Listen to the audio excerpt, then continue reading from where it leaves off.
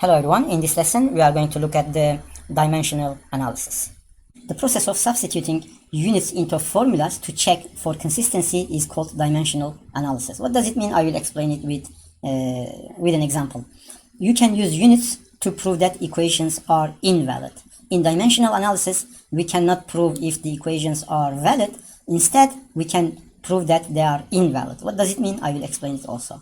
For example, let's look at if these formulas are consistent or not, if they are valid or not. I'm going to do some dimensional analysis. First of all, v is equal to a times t square. V is meter per second equals acceleration is meter per second square times t square is second square.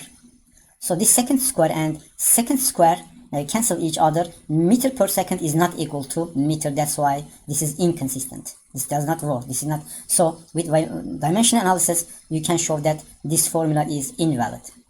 Let's look at v square is equal to 3ax. V square is meter per second square equals 3 is a number. It does not have a unit. So acceleration is meter per second square times distance is meter. So as you see, this is meter square, this is second square, and this is also meter square, second square, so this is consistent. Let's look at this one. X is equal to at square. X is meters, distance is in meters, acceleration is meter per second square, times the time is second square cancel each other, meter is equal to meter. This is also consistent. Okay, so what is important here, dimensional analysis can be used only to show the invalidity of a formula. This is invalid. Both B and C are consistent, these two are consistent, but neither is correct. They are not correct formulas. The correct formulas are v square is equal to 2ax and x is equal to 1 over 2at square. So dimensional analysis can show if it is consistent in terms of the units, but it does not prove that the formula is correct or not. But it proves that the formula is incorrect in this case. Let's look at a different example. Here we have given a formula for the resistive force when a ball is moving in a liquid. F is equal to 6 pi nu rv. We are asked to find the units of the nu. F is equal to 6 pi nu rv. F is equal to newtons, so F is equal to m times a, and we know that m is kilogram mass and acceleration is meter per second square. So instead of F, I am going to write kilogram meter per second square equals 6 and pi don't have units, and I'm going to write nu times r is in meters, the distance is in meters, and velocity is in meter per second. So let's make some simplification to find the unit for the nu. This m and this m cancels, and this s, this second and second square cancel each other. From here, if we do the simplification, nu will be equal to kilogram divided by meter second. Let's continue with the dimensional analysis on a scientific base. Here are our physical quantities. These are fundamental quantities from mass to luminous intensity. These are their units, and here are the abbreviations. And the symbol for the dimension of these physical quantities are m, l, t, so on and so forth. The m is the capital M for the mass, and for the length is capital L.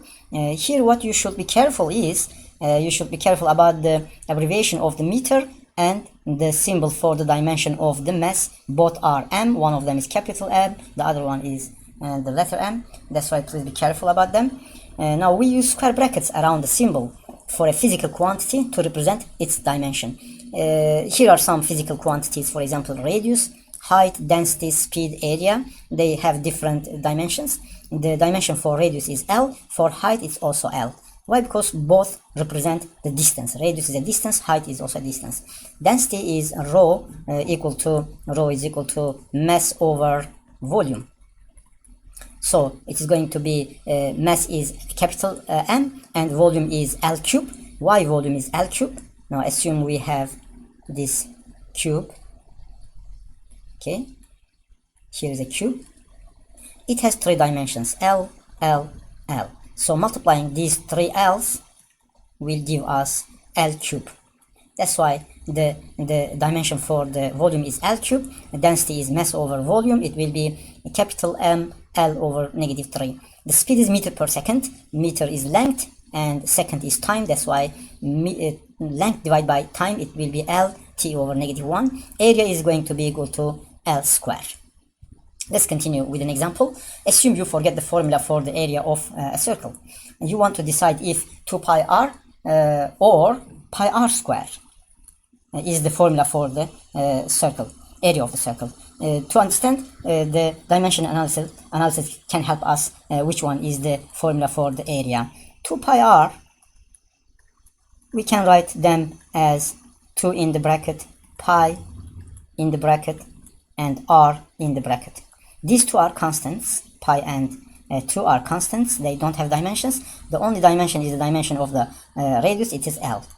Pi r square, on the other hand, will be pi in the brackets, and r square also in the brackets. Now the dimension of pi we don't have, dimension of r square is L square. And also we know that the area, the dimension of the area was L square. So as you see, pi r square gave us a dimension L square, which is the dimension of the area. So the formula for the area of a circle is going to be pi r square. Let's continue with a difficult example, and please listen carefully. Assume you want to know how the speed of waves v on a string depends its mass m, length L, and tension T. Now assume we have a wall and a string is connected to this wall and a force is applied. This force is going to create a tension in the string, and this string has a length, it has some mass, so if you produce a wave here, it's going to move with velocity v. So what is the relationship between the v, mass L, and T? We are going to find a formula for v by using dimension analysis. Let's start with the dimension of the physical quantities: speed, mass, length, and tension. Now we know that speed is equal to, let me clean everything and write speed here.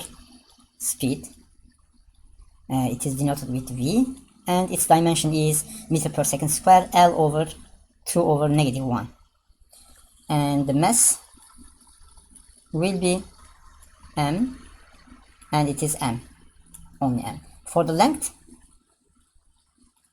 it is L, and its dimension, so let me write the brackets, and its dimension will be L. And the tension is T, but we know that the tension is a force, so it is mass times acceleration, and mass is m, its dimension is m, acceleration is meter per second square, and the the length is L, second square, T over negative 2. So these are the dimensions for our variables, for our physical quantities.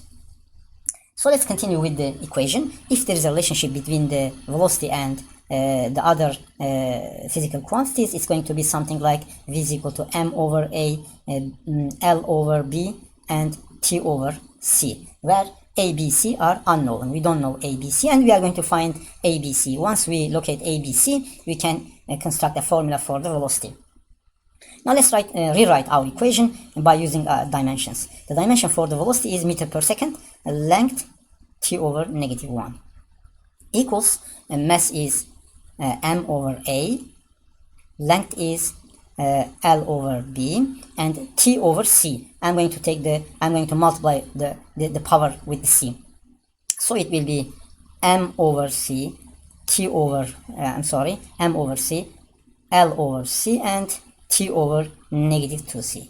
So on both sides of the equation, each dimension must have same power. The power of length here is 1. So 1 is equal to the power of the length here is L over b, L over c. So 1 is going to be equal to b plus c. And for the mass, we don't have mass on this side. So 0 is equal to, on this side we have m over a plus here c, m over c. So 0 is equal to a plus c. And for the tension, on this side, not tension, the time, I mean the t. On this side, t is negative 1 equals. On this side, we have negative 2c. So now we have three equations and we have three unknowns. We can find them. From the last one, we can see that from here, c is going to be equal to 1 over 2. From this equation, c is equal to 1 over 2. If I put c here as 1 over 2 and send it to that side, then a will be equal to negative 1 over 2. And if we write 1 over 2 instead of c here, b will be equal to 1 over 2. So now we can write our equation as v is equal to m over a is equal to negative 1 over 2, negative 1 over 2, and L over 1 over 2, and T over 1 over 2. Okay, so in mathematics we can rewrite this equation as we can write in the square root. Since this is negative 1 over 2, m is going to come here, L and T will be here. So this is the relationship between the V, length, tension, and mass. So we did dimensional analysis, or we used dimension analysis to find a relationship between velocity and other variables. Here is the equation. So thank you for listening. See you next time.